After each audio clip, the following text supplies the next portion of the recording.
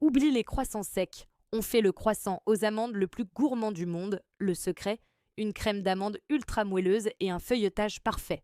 En 3 minutes, c'est parti pour la recette facile pour 4 à 6 pièces. Salut la team recette facile. Le croissant aux amandes est un délice, mais pour que ce soit vraiment facile, on part d'une bonne base, des croissants de la veille. C'est le secret pour éviter de se lancer dans la préparation compliquée du feuilletage. Voici ce qu'il vous faut. On commence par la star de la recette, la crème d'amande. Dans un bol, mettez 75 g de beurre bien mou, ajoutez 75 g de sucre glace, 75 g de poudre d'amande et cassez un œuf entier. Pour le petit plus qui fait toute la différence, une touche de rhum ou quelques gouttes d'extrait d'amande amère. Maintenant, on sort le fouet et on mélange énergiquement jusqu'à obtenir une belle crème bien homogène et souple. Regardez-moi cette texture, le secret du moelleux absolu, c'est le sirop d'imbibage. C'est ça qui va redonner vie à nos croissants de la veille. Dans une petite casserole, faites chauffer 100 ml d'eau avec 50 g de sucre.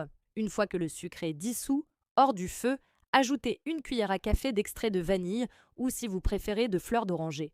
On laisse ce sirop magique tiédir un peu. Passons au montage. Prenez vos 4 à 6 croissants, qu'ils soient de la veille ou même des croissants surgelés que vous avez cuits.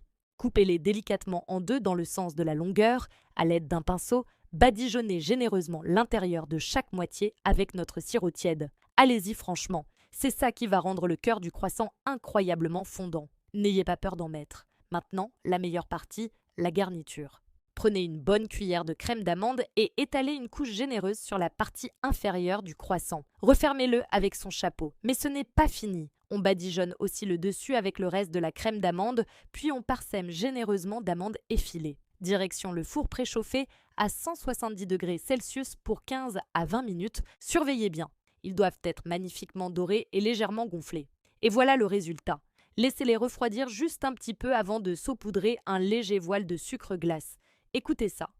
Regardez-moi ce cœur. C'est parfaitement croustillant à l'extérieur et ultra fondant à l'intérieur. C'est juste magique. Si cette recette vous a plu, n'oubliez pas de liker, de vous abonner à Recettes Faciles et d'activer la cloche pour ne manquer aucune gourmandise. À très bientôt.